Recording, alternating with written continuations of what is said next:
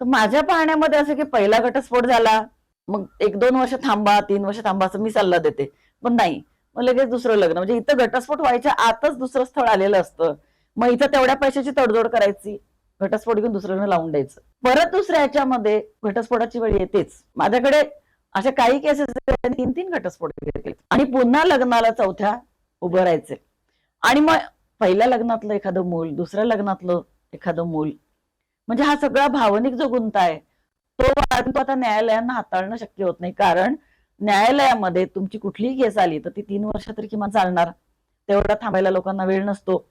जसं रील आणि ते सगळं घाईघाईचं असतं तसं कोर्टातलं पण घाईघाईच का. आणि मग वकील जेव्हा सांगतात की नाही आपण मध्यस्थता करू, हे करू, त्यांचं म्हणणं असं त्यांना पटकन अडकवा. कारण त्यांनी एवढे खर्च केलेले असतात लग्नामध्ये मुलीच्या आई वडिलांनी, त्यांना धडा शिकवा. मग असं धडा शिकवण्याच्या नादामध्ये अनेक प्रकारचे केसेस लादल्या जातात.